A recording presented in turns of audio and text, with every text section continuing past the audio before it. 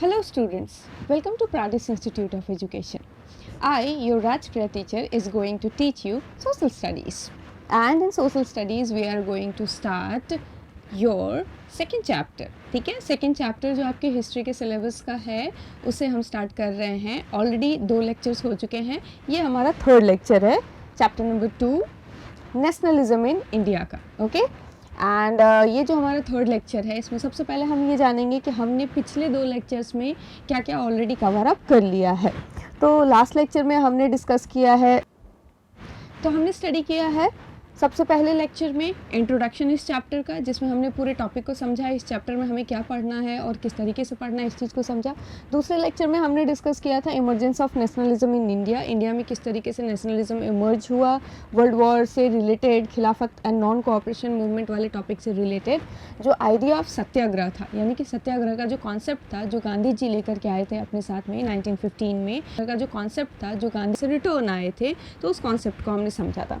अब आज के इस लेक्चर में, हमारे थर्ड लेक्चर में हम बात करने वाले हैं रॉल्ट एक्ट और नॉन कोऑपरेशन के बारे में. Okay, so let us begin with the first topic, Raoult act. Now the question is what was Raoult act. ये एक्ट आखिर में था क्या और क्यों हमें इसके बारे में स्टडी करना है. So you must know that Rot Act passed through the Imperial Legislative Council, gave the government enormous powers. तो ये आपके बुक में भी लिखा हुआ है, यहाँ भी लिखा हुआ है, you can read it by yourself, ये तो आप खुद ही पढ़ सकते हो.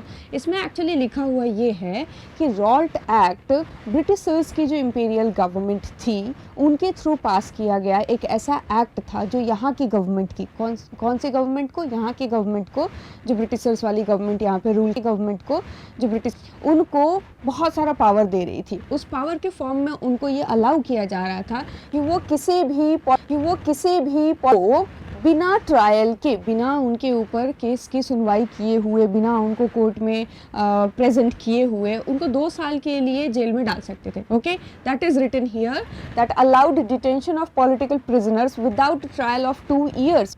बिना ट्रायल के, बिना कोर्ट में पेश किए हुए उनको 2 साल के लिए जेल में डाल सकते थे, विच वॉज वेरी रॉन्ग. क्योंकि ब्रिटिशर्स को तो बहाना चाहिए था उस समय किसी भी पर्सन को जो कि उनके खिलाफ किसी भी तरह का प्रदर्शन कर रहे थे या किसी भी तरीके से उनकी बात को नहीं मान रहे थे, उनको अरेस्ट करने का. और अरेस्ट करने के बाद सबसे बड़ा प्रॉब्लम ये होता था कि उन्हें कोर्ट में पेश करना पड़ता था जहाँ पे उनके ऊपर सुनवाई चलती थी. अगर वो गिल्टी प्रूफ होते थे तो उनको पनिश किया जाता था. ना बिकॉज ऑफ दिस एक्ट उनको तो ये फ्रीडम मिल रहा था कि वो किसी को भी अरेस्ट करके, पॉलिटिकल प्रिजनर बोर्ड करके अरेस्ट कर सकते थे और 2 साल के लिए डिटेन कर सकते थे. So in against of this Rowlatt Act, ठीक है, गांधी जी ने 1919 में डिसाइड किया कि रॉल्ट एक्ट जितना गलत है इसका विरोध करना तो बहुत ज़्यादा ज़रूरी है. So he decided to launch a nationwide satyagraha. ठीक है, तो उन्होंने राष्ट्रीय स्तर पे, ठीक है, नेशन वाइड, नेशनल लेवल पे एक सत्याग्रह, एक विरोध में प्रदर्शन करने का डिसाइड किया और उन्होंने इसे लॉन्च किया. ठीक है, और वो भी किस लिए, जो प्रपोज रॉल्ट एक्ट था 1919 में. So from here you got to know कि जो सत्याग्रह उन्होंने रॉल्ट एक्ट के अगेंस्ट स्टार्ट किया था वो कब स्टार्ट किया था, 1919 में.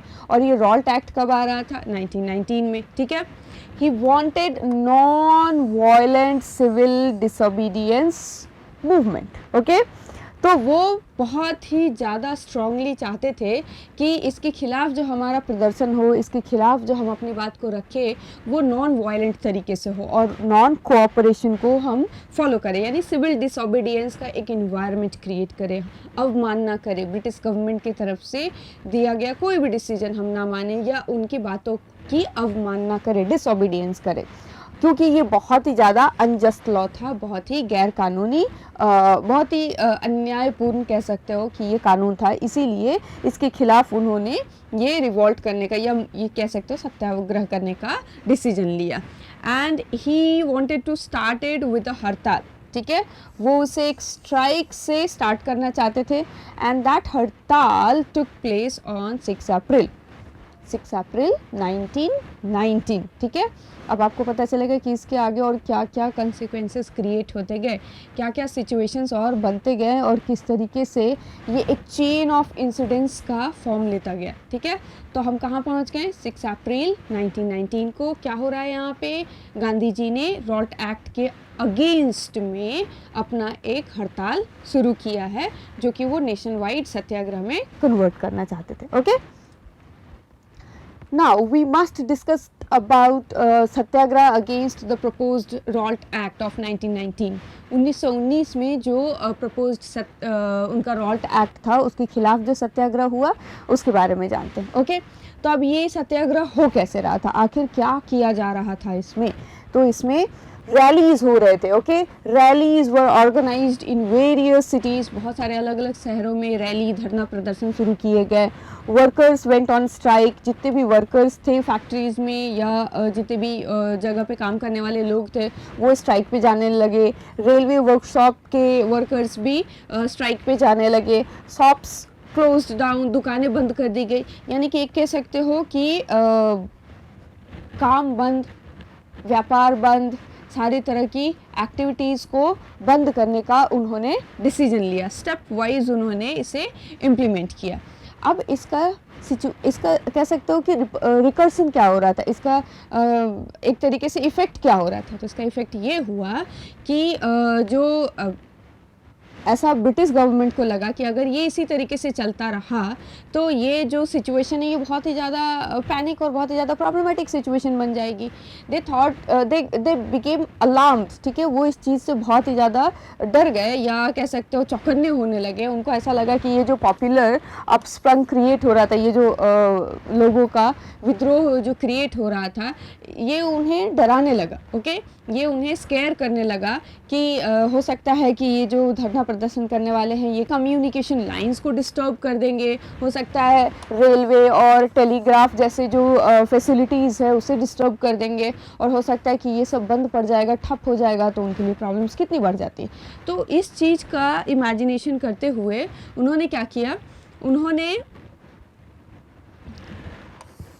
डिसाइड किया, ब्रिटिश एडमिनिस्ट्रेशन ने डिसाइड किया कि ये जो नेशनलिस्ट लोग हैं, ये जो राष्ट्रवादी लोग हैं, ये लोग जो इतना सारा कुछ कर रहे हैं, इनको तो अब कुचलने की, दबाने की ज़रूरत है। इनकी ये जो पूरा प्रदर्शन चल रहा है इसे ठीक करने की ज़रूरत है। So for that what they did, इन्होंने दो चीज़ें की। सबसे पहले उन्होंने अमृतसर से जो लोकल लीडर्स थे उनको चुन चुन करके उठाना शुरू किया, ठीक है। बिना उनको रीज़न दिए हुए, बिना उनको बताए हुए उनको वहाँ से उठाना शुरू किया। बिकॉज दे थॉट कि अगर इनके लीडर्स को यहाँ इनसे अलग कर दिया जाएगा तो इनका जो ये प्रदर्शन चल रहा है या ये जो सत्याग्रह इन्होंने करके रखा है ये भी हो सकता है कि सॉर्ट डाउन हो जाए। And second what they did, उन्होंने महात्मा गांधी जी को दिल्ली में एंटर करने से बैर कर दिया, मना कर दिया, ठीक है। उनको बैन कर दिया गया कि आप दिल्ली में नहीं आ सकते। So these two were the major result or effect of their क्या कह सकते हैं, उनके दिमाग में जो चीज़ें आई थी या उनको जो एहसास आभास हो रहा था उसका ये दो रिजल्ट निकला ना। उसकी वजह से क्या हुआ, 10 अप्रैल को पुलिस ने अमृतसर में एक पीसफुल प्रोसेशन चल रहा था, ठीक है। आगे बढ़ते बढ़ते ये सिचुएशन कहाँ पे आता है ये देखते हैं। तो होता कुछ यूँ है कि 10 अप्रैल को एक पीसफुल प्रोसेशन होता रहता है, एकदम बहुत ही शांतिपूर्ण धरना प्रदर्शन होता रहता है, और उस पे पुलिस ने अमृतसर में लोगों के ऊपर फायर कर दिया, ठीक है। तो पुलिस क्या करती है, 10 अप्रैल को, हमने कहाँ से शुरू की थी कहानी, 6 अप्रैल से। 6 अप्रैल को स्ट्राइक शुरू हुआ और ये बात है 10 अप्रैल 1919 की कि एक बहुत ही शांतिपूर्ण प्रदर्शन चल रहा होता है अमृतसर में, और वहाँ पे पुलिस आती है और प्रदर्शनकारियों पे वो क्या करती है, गोली चला देती है। इसका इफ़ेक्ट क्या होता है कि बहुत सारे ऐसे लोग इस इंसिडेंट से इतना ज़्यादा गुस्से में आ जाते हैं, इतना ज़्यादा प्रोवोक्ड हो जाते हैं, इतना ज़्यादा उनको उकसाया हुआ महसूस होने लगता है कि वो क्या करते हैं, बैंक्स पे, पोस्ट ऑफिसेस पे, रेलवे स्टेशंस पे अटैक करने लगते हैं। यानी कि उनको ऐसा लगता है कि जितनी भी गवर्नमेंट की प्रॉपर्टी है, जितनी भी गवर्नमेंट का ऑफिसेस है, जितना कुछ भी है, सब तोड़ फोड़ तहस नहस कर दो। They wanted to create a terror, ठीक है, जवाब में, बदले में वो ये करना चाहते थे। एंड इसका कंसिक्वेंस ये निकलता है कि ब्रिटिश गवर्नमेंट जो है वहाँ पे मार्शल लॉ इम्पोज कर देती है। अब आपके मन में क्वेश्चन आएगा मार्शल लॉ क्या होता है? तो जिस तरीके से अभी के टाइम में कर्फ्यू होता है, इमरजेंसी होता है, ठीक उसी तरीके से ब्रिटिशर्स उस तरह के लॉ एप्लीकेशन को मार्शल लॉ बोलते थे। तो मार्शल लॉ के अकॉर्डिंग किसी को भी यूँ बिना मर्जी के बाहर बिना परमिशन के बाहर निकलने की परमिशन नहीं थी, और उन्हें एक गुट बना करके एक जगह जमा होने की परमिशन नहीं थी, झुंड में खड़े होने की परमिशन नहीं थी। तो जिस तरीके से इमरजेंसी कर्फ्यू होता है, ठीक उसी तरीके से ब्रिटिश गवर्नमेंट ने क्या कर दिया, मार्शल लॉ अप्लाई कर दिया, ठीक है, और पूरा कमांड दे दिया जनरल डायर के हाथ में। अब जनरल डायर का नाम सुनते ही आपको बहुत कुछ याद आ गया होगा। ये जो अटैक था ये जलियांवाला बाग वाला अटैक नहीं था, ठीक है, बी वेरी केयरफुल। 10 अप्रैल को जलियांवाला बाग नहीं हुआ था, ये एक नॉर्मल पीसफुल प्रोसेशन हो रहा था जिसपे पुलिस ने फायरिंग की थी, और जिसके बदले में लोग इतने ज़्यादा गुस्सा गए थे कि उन्होंने बैंक और पोस्टल ऑफिसेस और जो रेलवे स्टेशंस थे सब पे अटैक करना, तोड़फोड़ मचाना शुरू कर दिया था। और इसके रिजल्ट में ये हुआ था कि मार्शल लॉ अप्लाई कर दिया गया था ब्रिटिश गवर्नमेंट की तरफ से, और कमांड दे दी गई थी जनरल डायर के हाथों में। अब इसके आगे क्या हुआ, 13 अप्रैल को आगे की कहानी 13 अप्रैल पे पहुंच गई। 13 अप्रैल को जो बहुत ही दुर्भाग्यपूर्ण हम कह सकते हैं, इनफेमस, बहुत ही बुरा एक इंसिडेंट हुआ था, जलियांवाला बाग इंसिडेंट, वो हुआ। तो जलियांवाला बाग इंसिडेंट के बारे में तो आपको ज़रूर पता होगा, 8th क्लास में भी पढ़ा है, उससे पहले भी पढ़ा है, but still I am gonna remind you, फिर भी याद दिलाते हैं कि कुछ ऐसा हुआ कि कुछ ऐसे प्रोटेस्टर्स थे, कुछ ऐसे धरना प्रदर्शनकारी थे, आप कह सकते हो सत्याग्रही थे, जो जमा हुए उस जलियांवाला बाग में, ठीक है। ये दिन खास इसलिए था क्योंकि इस दिन थी बैसाखी।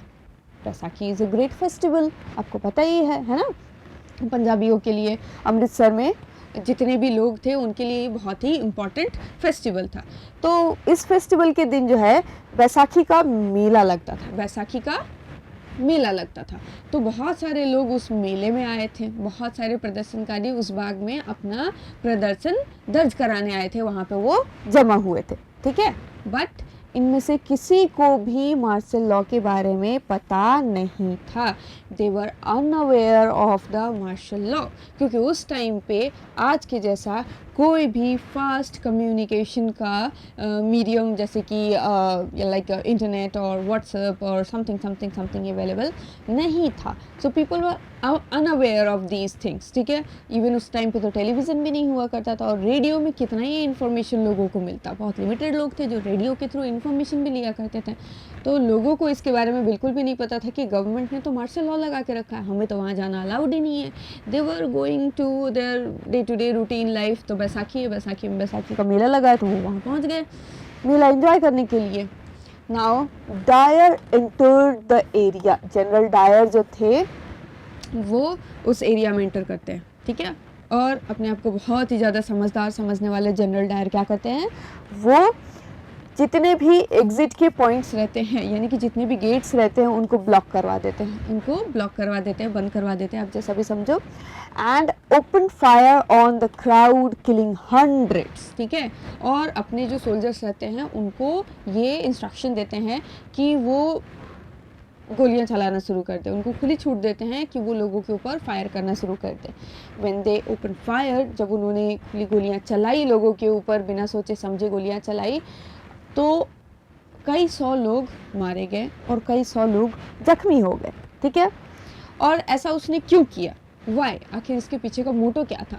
सो he did so to produce a moral effect, a feeling of terror और and awe, you can say कि वो लोगों के अंदर डर का, टेरर का एक ऐसा इम्प्रेशन क्रिएट करना चाहता था कि कोई भी ब्रिटिश गवर्नमेंट के खिलाफ ना जाए।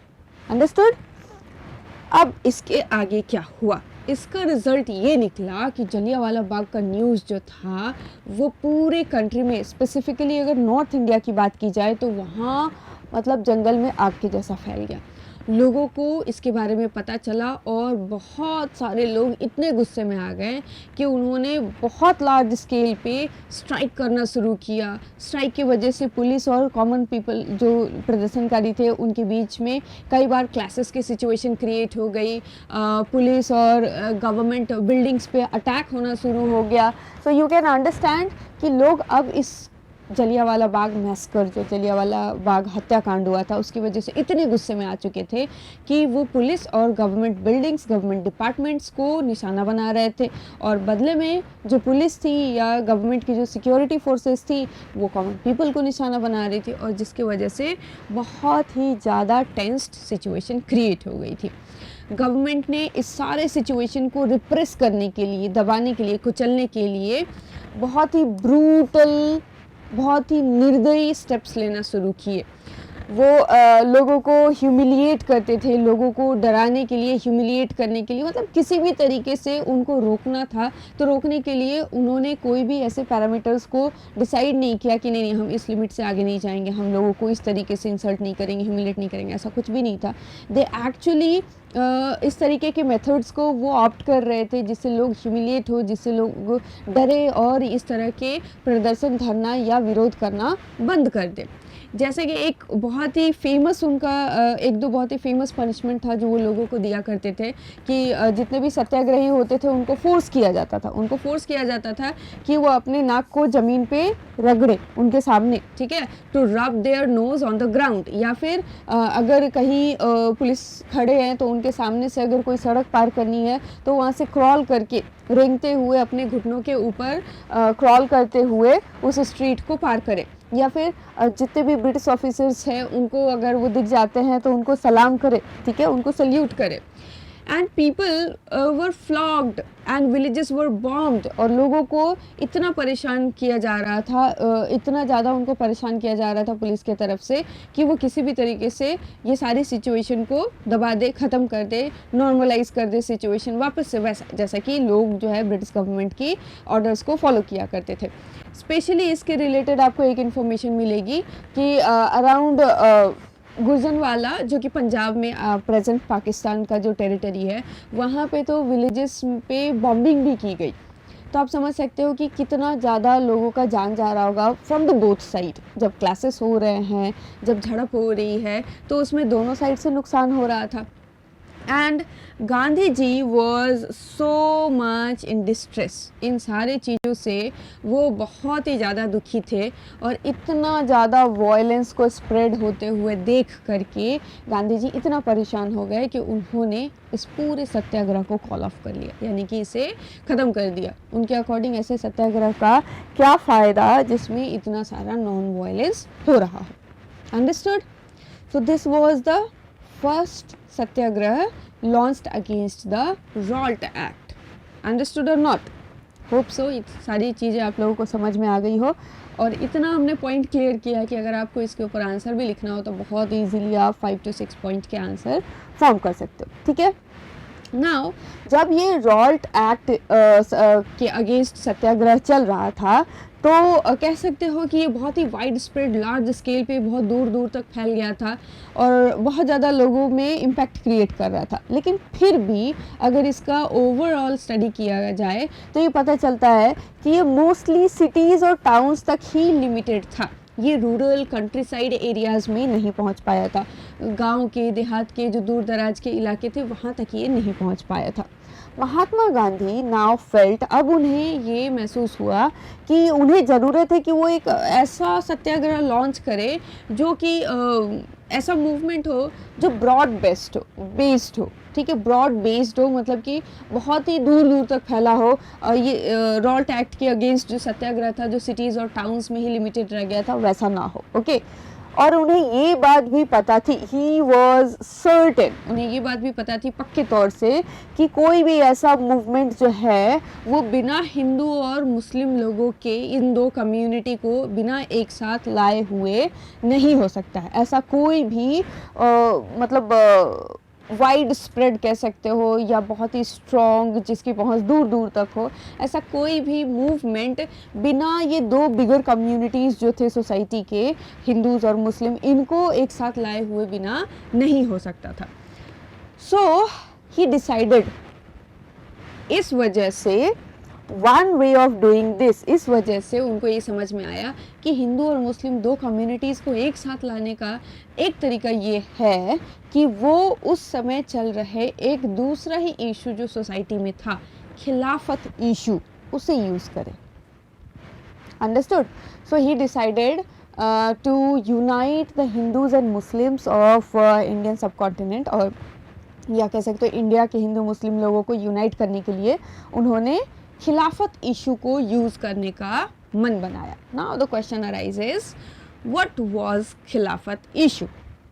अब पहले मुझे ये अच्छे से सोच करके कंफर्म करने की कोशिश करो कि अभी तक के सारे इंसिडेंट्स अच्छे से समझ में आ गए। अगर समझ में आ गए हैं तो ही आगे का देखना कि अभी खिलाफत इशू अपने आप में ही एक अलग सा सिचुएशन है। ठीक है, तो अब देखते हैं व्हाट वाज खिलाफत इशू। नाम से जैसा आपको पता चल रहा है, खिलाफत यानी कि अगेंस्ट जाना, ये तो बाद का टर्म है। एक्चुअली में जो ये वर्ड है खिलाफत, ठीक है, इट इज़ द, कह सकते हो मॉडिफाइड वर्ड है खलीफे का, खलीफे। ओके, अब ये खलीफे कौन थे? तो खलीफे जो थे वो प्रॉफिट मोहम्मद के सक्सेसर थे। उनके आइडियाज़ को, कॉन्सेप्ट को आगे बढ़ाने के लिए आप कह सकते हो कि मुस्लिम रिलीजियस कम्युनिटी के जो सोर्स लीडर के, कह सकते हो टॉप लीडर, जो सीड लीडर थे, जो प्रॉफिट मोहम्मद के फॉलोअर थे। समझ में आया? तो इनसे रिलेटेड एक मूवमेंट चल रहा था हमारी कंट्री में उस समय, जिसमें कि जाहिर सी बात है कि जिनके सपोर्ट में ये मूवमेंट हो रहा था वो पूरे मुस्लिम कम्युनिटी के टॉप लीडर थे। तो जाहिर सी बात है उनके सपोर्ट में सारे मुस्लिम्स आ गए थे, सारे मुस्लिम उनका सपोर्ट कर रहे थे। तो इंडिया में चल रहा था उस समय खिलाफत मूवमेंट। ठीक है, खिलाफत अगर हम हिंदी में सुनते हैं तो हमें ऐसा लगता है कि हम किसी चीज़ के अगेंस्ट जाने की बात कर रहे हैं, लेकिन एक्चुअली में ये टर्म है खलीफे, खलीफे। Okay, now let us talk about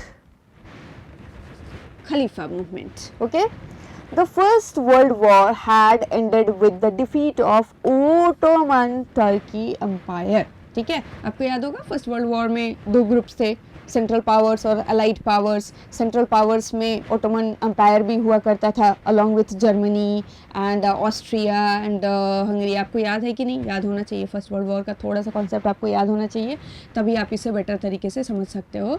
तो दूसरी तरफ थी अलाइड पावर्स, दो ग्रुप के बीच में हुआ था फर्स्ट वर्ल्ड वॉर, जिसमें कि अलाइड पावर्स जीत गए थे। अलाइड पावर्स यानी कि ब्रिटेन, यूएसए, है ना, जापान वाला जो ग्रुप था, शायद आपको याद होगा। ठीक है, तो ये ग्रुप जीत गया और पहला ग्रुप जो था सेंट्रल पावर्स, जिसमें ओटोमन एम्पायर आता था, ये हार गया था। यही तो फर्स्ट वर्ल्ड वॉर का एंड था। जैसे ही फर्स्ट वर्ल्ड वॉर में सेंट्रल पावर्स की डिफीट हुई, वैसे ही अलाइड पावर्स ने उनके ऊपर बहुत सारे ऐसे हार्श कंडीशंस थोप दिए। ठीक है, एक ट्रीटी साइन हुआ। जब भी कोई युद्ध खत्म होता है तो समझौता पत्र साइन होता है, ट्रीटी। तो ट्रीटी साइन हुआ और उस ट्रीटी के अकॉर्डिंग उन्होंने जो सेंट्रल पावर्स के जो कंट्रीज़ थी, जैसे जर्मनी और ऑस्ट्रिया और कह सकते हो ये ओटोमन एम्पायर, इनके ऊपर बहुत ही हार्श कंडीशंस वाले रूल्स जो है इम्पोज कर दिए। ओके, देयर वर र्यूमर्स, और इसके अलावा एक सिचुएशन ये भी थी कि जितना स्ट्रिक्ट उनके ऊपर इम्पोज नहीं किया गया था, उतने तो अफवाह फैल रही थी। ओके, तो ऐसा र्यूमर था कि due to the defeat allied powers ने बहुत ही हार्श पीस ट्रीटी जो है वो ओटोमन एम्पायर के ऊपर, जो कि स्पिरिचुअल हेड भी थे इस्लामिक वर्ल्ड के, ठीक है, खलीफा थे। ओके, खलीफा थे, उनके पोस्ट को खलीफेट बोला जाता है। ठीक है, जो खलीफा थे, जो स्पिरिचुअल हेड थे इस्लामिक वर्ल्ड के, पूरी दुनिया में जितने भी इस्लाम रिलीजन को फॉलो करने वाले लोग थे, उनके स्पिरिचुअल लीडर थे, हेड थे, उनके ऊपर, जो कि ओटोमन अम्पायर के एम्परर भी थे। रिमेंबर दिस, वो ओटोमन अम्पायर के एम्परर भी थे, शासक भी थे, और पूरी दुनिया में जितने भी मुस्लिम थे उनके स्पिरिचुअल धार्मिक लीडर भी थे। ठीक है, उनके ऊपर ये बहुत ही हार्श ट्रीटी इम्पोज की जाने वाली थी। हार्श ट्रीटी का मतलब ठीक है, उनके ऊपर फाइन लगा दिया गया, उनके बहुत सारे कह सकते हो कि टैक्स कलेक्शन का पावर छीन लिया गया, उनको कह दिया गया कि आप आर्मी मेंटेन नहीं करोगे।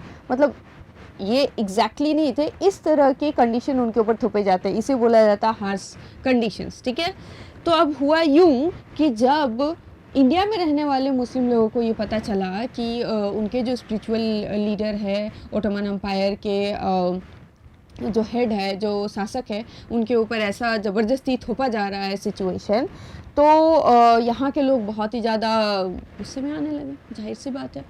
और to defend the khalifas temporal powers, उनके जो उस समय के पावर्स थे उसे डिफेंड करने के लिए एक खिलाफत कमेटी फॉर्म की गई थी बॉम्बे में। ठीक है, इंडिया में जो बॉम्बे सिटी थी वहाँ पे एक कमेटी फॉर्म की गई थी। कब? मार्च 1919 में। ठीक है, ये जलियांवाला बाग मैसकर से पहले की, मतलब ये दोनों जो सिचुएशन थी वो साइमल्टेनियसली चल रही थी। ठीक है, हम अभी पिछले जो टॉपिक था जलियांवाला बाग मैसकर, उसमें हम कहाँ तक पहुँच चुके थे? 13 अप्रैल तक पहुंच चुके थे। ठीक है, 13 अप्रैल के बाद के भी कुछ कॉन्सिक्वेंसेस देखे हमने, और हमने देखा कि गांधी जी ने कॉल ऑफ कर लिया वो सत्याग्रह। तो उस टाइम पे साइमल्टेनियसली ये भी चल रहा था। ठीक है, तो एक कमेटी फॉर्म हुई थी बॉम्बे में मार्च 1919 में, और उसे लीड कौन कर रहा था? ठीक है, तो उसे लीड कर रहे थे दो भाई मिलकर। कौन से थे? मोहम्मद अली एंड शौकत अली। ठीक है, दो भाई जो यंग ब्रदर्स थे, ये इस कमेटी को, खिलाफत कमेटी को लीड कर रहे थे।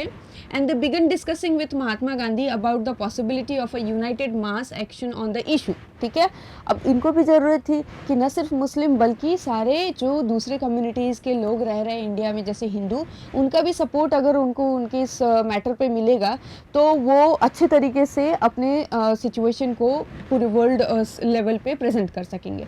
तो वो भी गांधी जी के पास आते हैं और डिस्कस करने लगते हैं कि कैसे और हिंदू मुस्लिम लोगों को यूनाइट किया जाए ताकि वो दोनों का मिला जुला एक्शन जो है इन कंडीशंस को आगे स्ट्रॉन्ग कर सके। ठीक है, Gandhi ji saw this as an opportunity, Gandhi ji इसे एक बहुत ही अच्छा अपॉर्चुनिटी, अवसर के रूप में देखने लगे। किस चीज़ के लिए? To bring Muslims under the umbrella of unified national movement.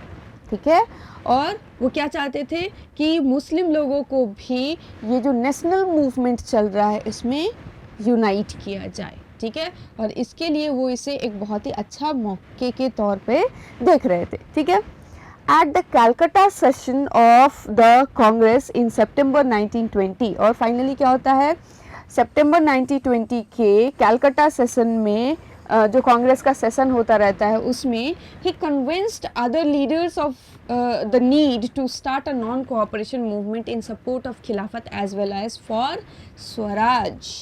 You must understand here. तो उन्होंने जो कांग्रेस का जो सम्मेलन हुआ था, वो जो सेशन हुआ था कलकत्ता में 1920 में, उसमें उन्होंने खिलाफत को सपोर्ट करने वाले और नॉन कोऑपरेशन को सपोर्ट करने वाले दोनों ही अलग अलग कह सकते हो इश्यूज़, ठीक है, दोनों ही अलग अलग इश्यूज़ को सपोर्ट करने वाले लीडर्स को मना लिया कि दोनों मिल करके दोनों ही इश्यूज़ का सपोर्ट करें ताकि ये दोनों ही मैटर स्ट्रांगली इंटरनेशनल लेवल पे प्रेजेंट किया जा सके। Okay, now the question rises here, why non cooperation? खिलाफत आपको समझ में आ गया, अब तो नॉन कोऑपरेशन की क्या ज़रूरत थी? उन्होंने क्यों मनाया कि अब हमें नॉन कोऑपरेशन करना है? नॉन कोऑपरेशन मतलब असहयोग। किसके खिलाफ? ऑफ कोर्स ब्रिटिश गवर्नमेंट के खिलाफ, है ना।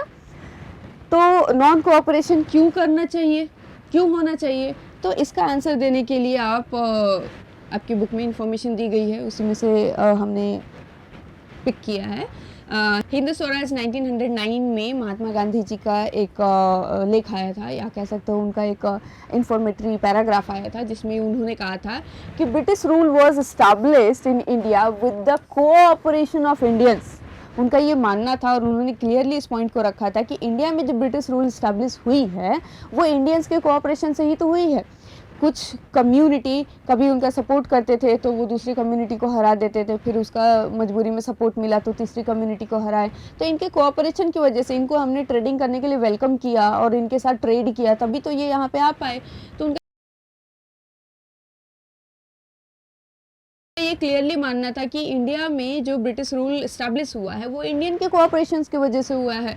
तो and had survived only because of this cooperation, और वो अभी भी यहाँ पे सर्वाइव कर रहे हैं। क्यों? क्योंकि हमारा उनको कहीं ना कहीं इनडायरेक्ट वे में भी सपोर्ट मिल रहा है। If Indians refuse to cooperate, अगर इंडियंस रिफ्यूज़ कर दे कोऑपरेट करने के लिए, तो इंडिया में जो ब्रिटिश रूल है वो कोलैप्स हो जाएगा विद इन अ ईयर। उनका मानना था कि 1 साल के अंदर ही इंडिया में जो ब्रिटिश रूल चल रहा है वो कोलैप्स हो जाएगा, ख़त्म हो जाएगा, चरमरा जाएगा या ढह जाएगा, ठीक है, और स्वराज आ जाएगा। यानी कि हमारा सेल्फ रूल का जो सपना है कि हम पे खुद शासन करें, खुद राज करें, ये सपना हमारा पूरा हो जाएगा। इसीलिए उन्होंने नॉन कोऑपरेशन को पिक किया। नाउ अब क्वेश्चन ये था कि how could non cooperation become a movement? Non cooperation एक मूवमेंट कैसे बन सकता है? चलो हमने मान लिया कि हमें ब्रिटिश गवर्नमेंट का साथ नहीं देना है, तो ये एक क्रांति कैसे बन सकती है? क्वेश्चन ये अराइज होता है इस सिचुएशन में। तो उन्होंने इसके लिए भी एक सॉल्यूशन दिया। He said, Gandhi ji proposed that the movement should unfold in stages। उन्होंने कहा कि हमें इस मूवमेंट को, हमें इस क्रांति को स्टेप बाय स्टेप स्टेजेस में लॉन्च करना है। पहले उन्होंने क्या बोला कि सरेंडर ऑफ टाइटल्स। उन्होंने बोला कि जितने भी टाइटल्स आपको गवर्नमेंट के तरफ से अवार्ड में दिए गए हैं, सर की, नाइट की, अलग अलग तरह की उपाधि दी जाती थी, उन्होंने कहा कि पहले तो इसका सरेंडर करो, नहीं चाहिए हमें आपका सम्मान, ठीक है। And boycott of civil services, army, police, courts and legislative council, schools and foreign goods. बहुत स्ट्रांगली उन्होंने कहा कि सबसे पहले तो हमारे लिए सबसे ज़रूरी ये है कि हमें उनके तरफ से जितनी भी उपाधि दी गई है, जितने भी जॉब दिए गए हैं, अगर आप ब्रिटिश गवर्नमेंट के लिए किसी भी तरीके से काम करते हो या उनकी इस्टेब्लिश की गई मिशनरी स्कूल्स में जाते हो या उनके बनाए हुए, उनके लाए हुए किसी भी तरह की चीज़ों को यूज़ करते हो, ख़रीदते हो, तो उन सबको रोक दो, उन सबको ख़त्म कर दो, ठीक है। Then in case the government used repression, a full civil disobedience campaign would be launched। और फिर वो कहते हैं और अगर ये पहला स्टेप लेने के बाद में वो हमारे खिलाफ किसी भी तरीके का स्ट्रिक्ट स्टेप लेते हैं, हमारे ऊपर किसी भी तरह की कार्रवाई करते हैं, तो हम full fledged civil disobedience movement को लॉन्च करेंगे, हम उनके खिलाफ पूरे तौर पे आ जाएंगे। So this was his method, okay. Through the summer of 1920, Mahatma Gandhi and Shaukat Ali toured extensively, mobilizing popular support for the movement। ठीक है, पूरे समर 1920 में महात्मा गांधी जी और Shaukat Ali, remember one of the two brothers, दो भाइयों में से एक भाई जो खिलाफत मूवमेंट को लीड कर रहे थे, ये दोनों पूरे इंडिया में टूर करते हैं और अपने मूवमेंट के लिए, इस खिलाफत और नॉन कोऑपरेशन मूवमेंट के लिए लोगों से सपोर्ट जमा करते हैं, उनसे मिलते हैं, उनको अपना मैटर बताते हैं, उनको अपना प्लानिंग बताते हैं और उनका सपोर्ट अक्वायर करते हैं। Many within the Congress were, however, concerned about the proposal। हालांकि कांग्रेस में ही बहुत सारे ऐसे लीडर्स थे जो इस प्रपोजल को लेकर के बहुत ही ज़्यादा चिंतित थे। उनका मानना था कि क्या ये पॉसिबल भी है या फिर ये सक्सेसफुल भी हो पाएगा क्या।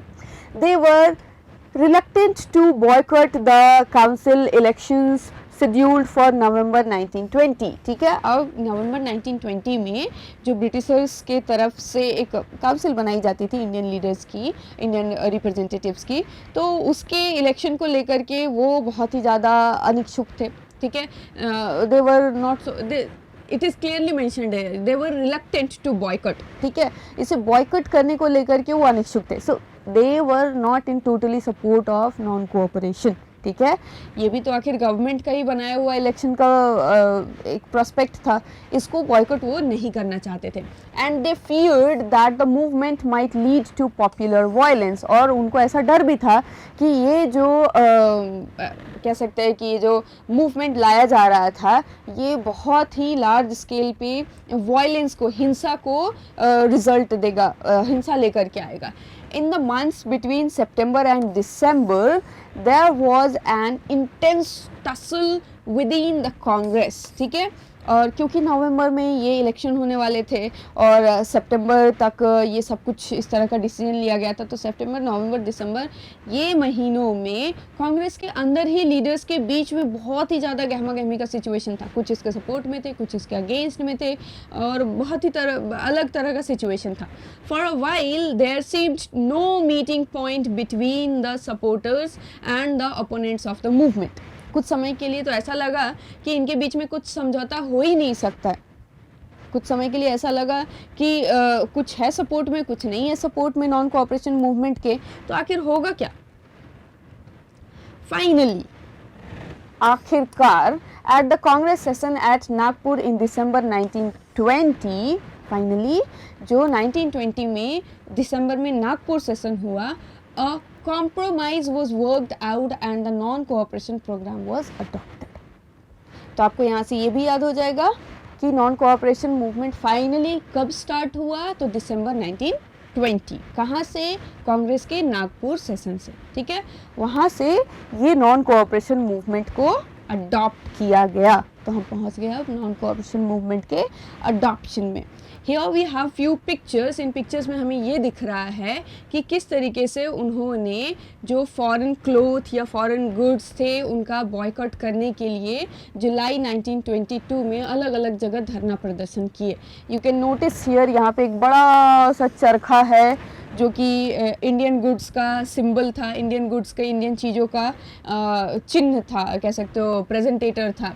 यहाँ पे आप नोटिस कर सकते हो कि किस तरीके से फॉरेन क्लोथ्स का, कपड़ों का ढेर लगा करके इसे डिस्ट्रॉय करने की कोशिश की जा रही है. मास लेवल पे लोग किस तरीके से प्रदर्शन कर रहे थे और किस तरीके से यहाँ भी आप नोटिस कर सकते हो बंडल ऑफ फॉरेन क्लोथ्स जो कि डिस्ट्रॉय करने के लिए कलेक्ट किया गया था. ठीक है, now in these pictures we can easily understand कि फॉरेन क्लोथ जो था वो western economic and culture domination का एक सिंबल के तौर पे देखा जा रहा था. उनको ऐसा लग रहा था कि ये जो फॉरेन क्लोथ्स है ये वहाँ के इकोनॉमी और वहाँ का हमारे ऊपर जो डोमिनेंस है, हमारे ऊपर जो उनका रूलिंग है, इसका एक चिन्ह है. तो अगर हम इसको डिस्ट्रॉय कर रहे हैं मतलब हम उनको डिस्ट्रॉय कर रहे हैं. Okay, and at last this all information gives us few questions. ठीक है, questions like how did the movement unfold. आखिर ये जो मूवमेंट शुरू हुआ दिसंबर 1920 में नागपुर के कांग्रेस सेशन से, तो ये आगे जाकर कि कैसे किस किस फॉर्म में अप्लाई होते चला गया.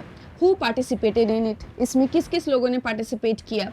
और तो और how did different social groups conceive of the idea of non cooperation. कैसे सोसाइटी के जो अलग अलग ग्रुप्स थे, कह सकते हो रिच पीपल या वर्किंग पीपल या फार्मर्स या फिर स्टूडेंट्स, कैसे इन्होंने इसमें इस आइडिया को अपने समझ में लिया या कैसे इसमें पार्टिसिपेट किया या नहीं किया. Okay, so we will find the question answer of these questions in the next lecture where we will discuss the topic differing strands with the movement. With these topics we will be able to find the answer of last questions. ठीक है, so इस lecture के लिए तो इतना ही. अब हम next lecture में मिलेंगे जहाँ पे हम बाकी के next topics को discuss करेंगे. Hope आप लोगों को सारा कुछ अच्छे से समझ में आया होगा. एंड अगर आप लोगों को आगे के लेक्चर भी टाइम पे आ रहे हैं तो उसका इन्फॉर्मेशन चाहिए, इसके लिए आपको क्या करना पड़ेगा, लाइक और सब्सक्राइब करना पड़ेगा. Okay, so do that. Thank you.